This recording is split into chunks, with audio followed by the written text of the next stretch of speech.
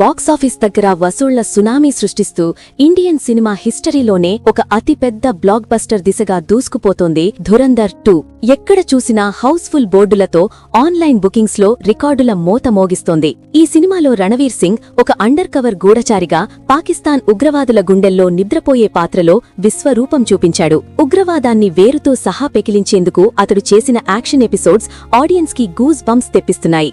అయితే దర్శకుడు ఆదిత్యధర్ ఇది కేవలం ఒక కల్పిత స్పై థ్రిల్లర్ కథ అని చెబుతున్నా, దేశవ్యాప్తంగా ఉన్న రక్షణరంగ విశ్లేషకులు, ఆర్మీ అభిమానులు మాత్రం ఈ సినిమాలో కనిపిస్తున్నది ఆ ఒక్క రియల్ లైఫ్ హీరోనే అని బలంగా నమ్ముతున్నారు. ఇంతకీ ఎవరా రియల్ హీరో? డైరెక్టర్ కాదు అని చెబుతున్నా సరే జనాలందరికీ వెంటనే ఆయన పేరే ఎందుకు గుర్తుకొస్తోంది? కశ్మీర్ లోయలో ఉగ్రవాదుల పాలిట సింహస్వప్నంగా మారిన ఆ రియల్ ధురంధర్ ఎవరు? తన ప్రాణాలను పణంగా పెట్టి దేశం కోసం ఆయన చేసిన ఆ సాహసాలేంటి? ఈ ప్రశ్నలన్నింటికీ సమాధానం మేజర్ మోహిత్ శర్మ. ఈయన జీవిత చరిత్ర తెలుసుకుంటే ప్రతి భారతీయుడి రక్తం ఉప్పొంగుతుంది. అసలు ఎవరి మోహిత్ శర్మ? ఇండియన్ ఆర్మీలో ఎంతో మంది సైనికులుంటారు, కాని మోహిత్ శర్మ పేరు వింటేనే ఉగ్రవాదుల వెన్నుల్లో ఎందుకు వణుకు పుట్టేది? 1978 జనవరి 13న హర్యానాలోని రోహ్తక్ ప్రాంతంలో రాజేంద్ర ప్రసాద్ శర్మ, సుశీలా శర్మ దంపతులకు 2వ సంతానంగా జన్మించాడు మోహిత్. చిన్నప్పుడు ఎంతో బొద్దుగా ముద్దుగా ఉండే మోహిత్ను ఇంట్లో వాళ్లంతా ప్రేమగా చింటూ అని పిలుచుకునేవారు. చదువులో ఎప్పుడూ ముందుండే మోహిత్కి మ్యూజిక్ అంటే ప్రాణం. గిటార్, సింథసైజర్, మౌత్ ఆర్గన్ వాయించడంలో అతనికతనే సాటి.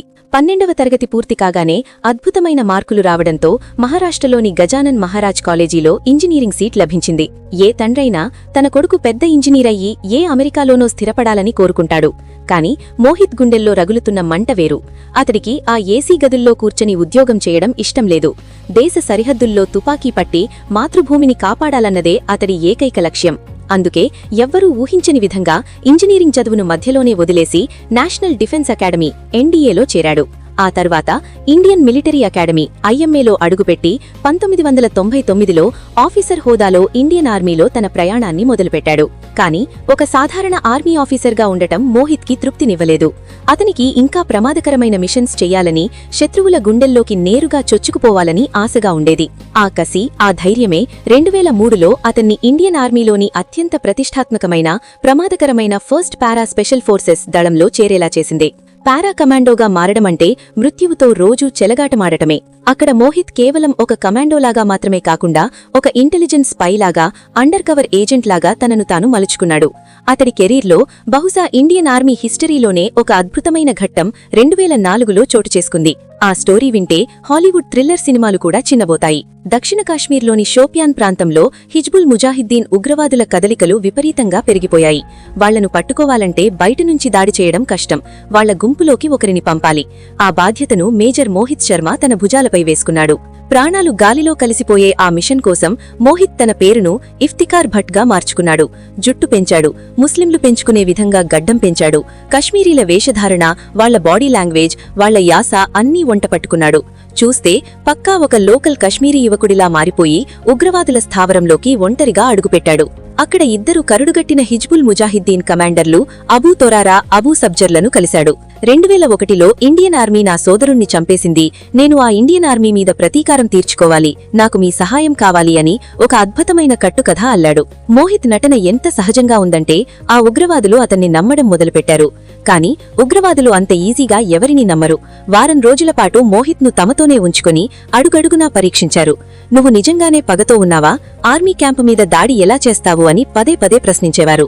ముఖ్యంగా అబూ తొరారాకి మోహిత్ మీద ఎక్కడో చిన్న అనుమానం ఉండేది. నువ్వు ఆర్మీ స్పైవి కదా అని పదే పదే అడిగేవాడు. ఒకరోజు ఉగ్రవాదుల స్థావరంలో టీ తాగుతూ ముగ్గురూ కూర్చొని దాడికి ప్లాన్ వేస్తున్నారు. అప్పుడు అబూ తొరారా మళ్లీ మోహిత్ ని తన గుర్తింపు గురించి నిలదీశాడు. అక్కడే మోహిత్ శర్మ ఒక అద్భుతమైన సైకలాజికల్ మైండ్ గేమ్ ఆడాడు. తన చేతిలో ఉన్న ఆయుధాన్ని కిందపడేసి వాళ్ల కళ్లలోకి సూటిగా చూస్తూ, నా మీద మీకింకా అనుమానం ఉంటే ఇప్పుడే నన్ను కాల్చి చంపేయండి. నా మీద నమ్మకం లేనప్పుడు నేను మీతో కలిసి ఆర్మీ మీద దాడి చెయ్యలేను. మీకు చాయిస్ లేదు, నన్ను చంపేయండి అని గట్టిగా అరిచాడు. ఎదురుగా ఉన్న వ్యక్తి ఏమాత్రం భయం లేకుండా తనను తాను చంపేయమని అడిగేసరికి ఆ ఇద్దరు ఉగ్రవాదులు ఒక్క క్షణం పాటు అయోమయానికి గురయ్యారు. ఏం చెయ్యాలో అర్థంకాక ఒకరి ముఖాలు ఒకరు చూసుకున్నారు. ఆ ఒక్క క్షణం, సరిగ్గా ఆ ఒక్క సెకను తడబాటు కోసమే మోహిత్ ఇన్ని రోజులు వెయిట్ చేశాడు. వాళ్లు తేరుకునేలోపే కనురెప్పపాటు వేగంతో తన బట్టల్లో దాచుకున్న 9mm పిస్టల్ను బయటకు తీశాడు. మరుక్షణం 2 బుల్లెట్లు అబూ తొరారా ఛాతీలోకి, మరో బుల్లెట్ అబూ సబ్జర్ తలలోకి దూసుకువెళ్లాయి. ఇద్దరు కరుడుగట్టిన ఉగ్రవాదులు రక్తం కక్కుకొని అక్కడికక్కడే ప్రాణాలు వదిలారు. వాళ్ల దగ్గర ఉన్న మ్యాప్లు, ఆయుధాలు తీసుకుని మోహిత్ అక్కడి నుంచి ఎవరికీ చిక్కకుండా ఆర్మీ క్యాంపుకు చేరుకున్నాడు. ఈ అసాధారణ సాహసానికి గాను ఇండియన్ ఆర్మీ అతనికి సేనా మెడలిచ్చి సత్కరించింది. రణవీర్ సింగ్ సినిమాలో ఇలాంటి అండర్ కవర్ ఎపిసోడ్స్ చూసే జనాలు మోహిత్ శర్మను గుర్తు చేసుకుంటున్నారు. కానీ మేజర్ మోహిత్ శర్మ కథ ఇక్కడితో ఆగిపోలేదు. అతడి జీవితంలో అసలైన ఆఖరి యుద్ధం 2009 మార్చి 21న జరిగింది. కశ్మీర్లోని కుప్వారా జిల్లా దట్టమైన హఫ్రుదా అడవుల్లోకి పాకిస్తాన్ నుంచి కొంతమంది ఉగ్రవాదులు చొరపడ్డారన్న పక్కా సమాచారం ఆర్మీకి అందింది. ఆ ఉగ్రవాదులను ఏరిపారేయడానికి బ్రావో అసాల్ట్ టీంకి నాయకత్వం వహిస్తూ మోహిత్ తన బృందంతో అడవిలోకి ప్రవేశించాడు. అయితే ఉగ్రవాదులు ఎత్తైన ప్రదేశంలో నక్కి ఉండి మోహిత్ బృందంపై 3 వైపుల నుంచి ఒకేసారి భారీగా కాల్పులు ప్రారంభించారు. ఊహించని ఈ దాడిలో మోహిత్ టీంలోని 4 కమాండోలు తీవ్రంగా గాయపడి కింద పడిపోయారు. శత్రువుల తూటాలు వర్షంలా కురుస్తున్నాయి. ఎటునుంచి మృత్యువు దూసుకొస్తుందో తెలియని భయంకరమైన పరిస్థితి. కాని ఆ పారా కమాండో వెనకడుగు వేయలేదు. తన ప్రాణాలను సైతం లెక్క చెయ్యకుండా కాల్పుల వర్షంలోనే నేలమీద పాక్కుంటూ ముందుకు వెళ్లాడు. తీవ్రంగా గాయపడిన 2 తోటి కమాండోలను సురక్షిత ప్రాంతానికి లాక్కొచ్చాడు.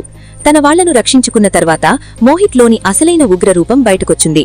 శత్రువులు ఎక్కడున్నారో పసిగట్టి తన దగ్గర ఉన్న గ్రెనేడ్లను వారిపైకి విసిరాడు. ఆ పేలుళ్లో 2 ఉగ్రవాదులు ముక్కలు ముక్కలై పడిపోయారు.